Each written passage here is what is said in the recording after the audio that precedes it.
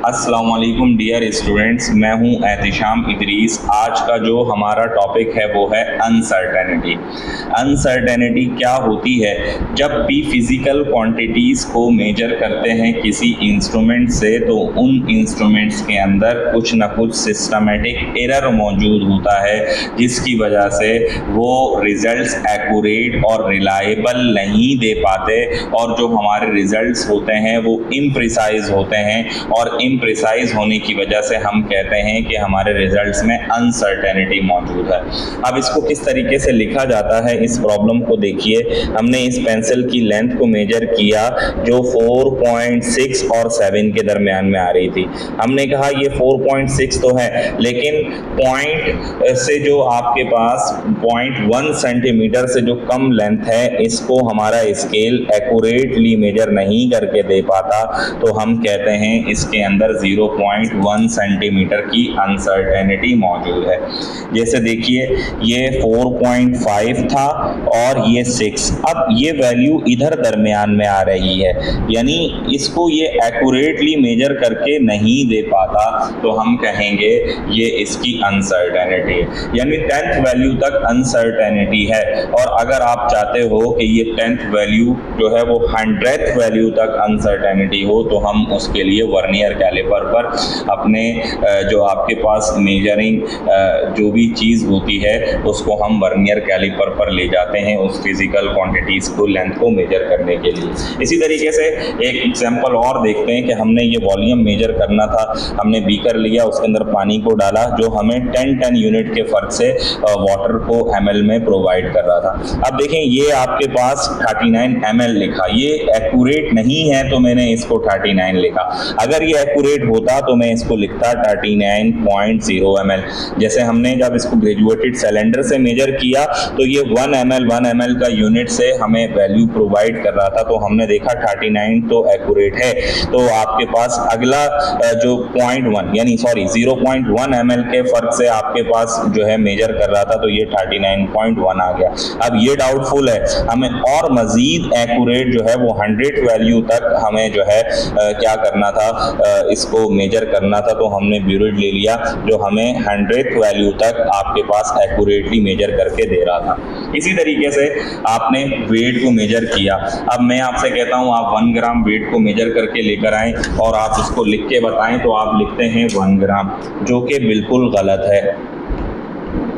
तो आपको लिखना कैसे चाहिए? 1 ग्राम को आप इसको लिखिए 1.0 ग्राम। अब आपने इसी वेट को मेजर किया किस पर, जो हमारा एनालिटिकल या फिजिकल बैलेंस था इसके ऊपर, तो आपने देखा कि यहाँ जो मेजरमेंट आ रही थी वो आ रही थी 1.0 ग्राम, यानी ये आपके पास 0, ये भी रिलायबल है, और ये आपका जो वैल्यू है ये क्या है, अनसर्टेनिटी है इसके अंदर। तो हम कहेंगे तो ये जो फिजिकल बैलेंस है इसकी अनसर्टेनिटी कितनी है? 0.01 ग्राम की आपके पास मौजूद है अनसर्टेनिटी। अब अनसर्टेनिटी को 3 तरह से सॉल्व करते हैं।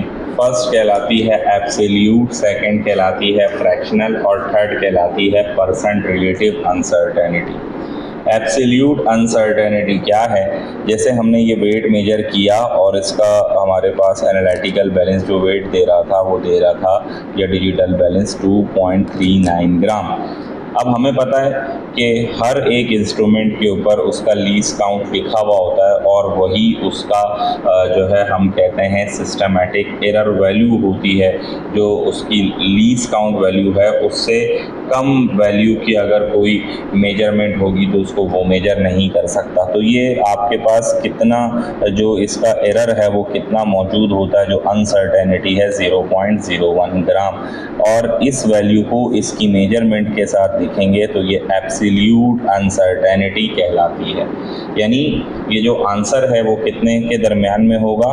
2.39 में आप प्लस कर लें 0.01, प्लस करके देखिए क्या वैल्यू आ रही है, और इसी वैल्यू के अंदर आप क्या करें माइनस कर दें यानी प्लस करेंगे तो ये वैल्यू आ जाएगी 2.40 और माइनस करेंगे तो वैल्यू आएगी 2.38, यानी जो आपका आंसर होगा ये इन दोनों वैल्यूज़ के दरमियान में होगा। फिर हम एब्सोल्यूट अनसर्टेनिटी को कन्वर्ट करते हैं फ्रैक्शनल अनसर्टेनिटी के अंदर। कैसे कन्वर्ट करेंगे? लीस्ट काउंट को डिवाइड कर देते हैं मेजर्ड वैल्यू से, तो ये कन्वर्ट हो गया।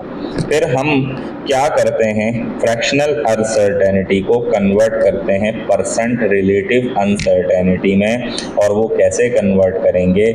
आप least count divided by measured value multiply by 100%, तो आपके पास ये परसेंट रिलेटिव अनसर्टेनिटी में कन्वर्ट हो जाएगा।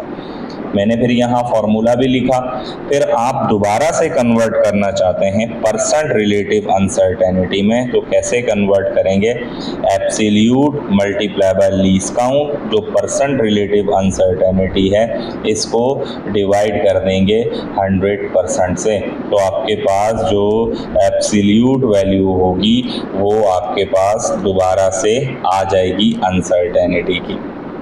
अच्छा, अब हम किस तरीके से ऐड करते हैं अनसर्टेन वैल्यूज़ को, इनके सवालात को देख लेते हैं। एडिशन एंड सब्ट्रैक्शन करके देखते हैं। एडिशन जैसे ही सिंपल जो वैल्यूज़ को प्लस करते हैं वैसे करेंगे, और जो आपके पास अनसर्टेन वैल्यूज़ हैं अपने प्लस माइनस साइन के साथ वैसे ही लिखी जाएंगी। अब आपका जो आंसर है वो ये बता रहा है 97.7 में 0.3 प्लस करें, 97.7 में 0.3 माइनस करें, इन्हीं के दरमियान में आपका जो ट्रू वैल्यू होगी वो इनके दरमियान में होगी। फिर इसी तरीके से जब हम सब्ट्रैक्ट करते हैं तो हम क्या देखते हैं?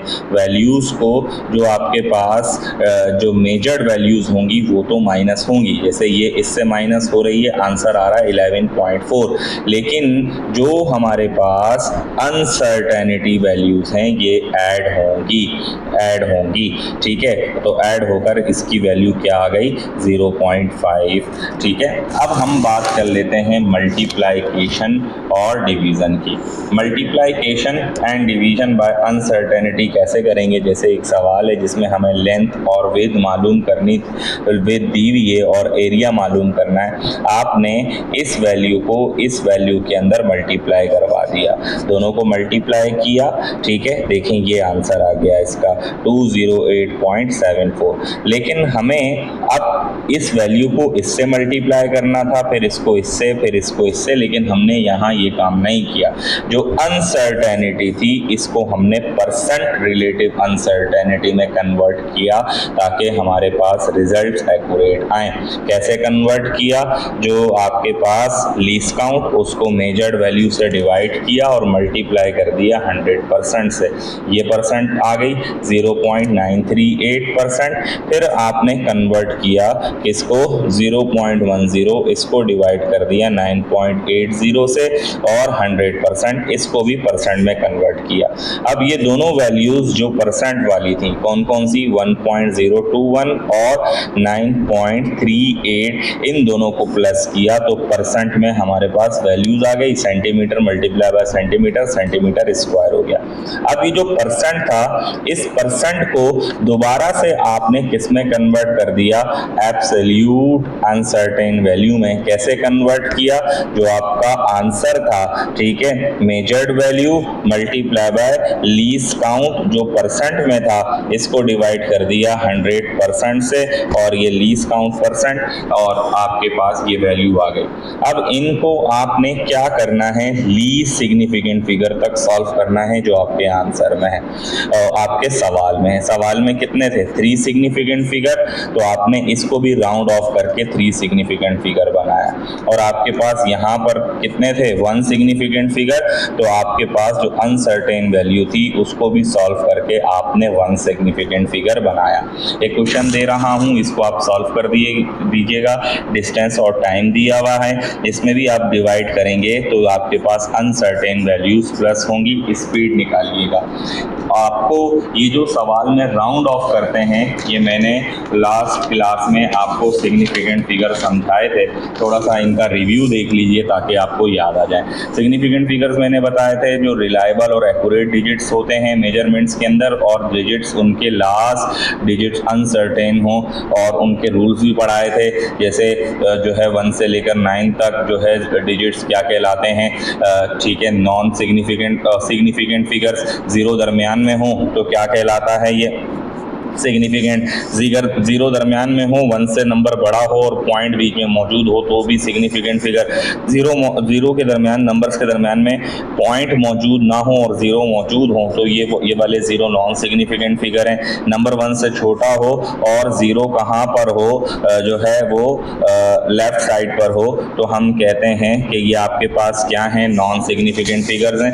फिर हमने कहा था पावर और एक्सपोनेंट भी सिग्निफिकेंट फिगर्स हैं। फिर हमने राउंडिंग ऑफ डेटा टॉपिक किया था कंप्लीट। मैंने कहा था 1 से लेकर 4 तक के नंबरों को निगलेक्ट कर देते हैं। फिर उसके बाद हमने कहा था कि 5 से जो लार्जर नंबर हैं वो 1 ऐड होके निगलेक्ट होते हैं। फिर हमने सॉल्व किया था आपके पास जो नंबर ऐसे हों जो 5 हो, 5 से ऑड और इवन नंबर को देखते हैं। इसका यूट्यूब लेक्चर मौजूद है केमिस्ट्री वाली क्लास में, तो आप वहाँ से इसको सॉर्ट आउट कीजिएगा। उम्मीद करता हूँ आज का आपको लेक्चर समझ आया होगा। इन प्रॉब्लम्स को सॉर्ट आउट कीजिएगा, जो मसले मसाइल हों उनको डिस्कस कीजिएगा। अपना बहुत सा ख्याल रखिए। अल्लाह हाफिज़।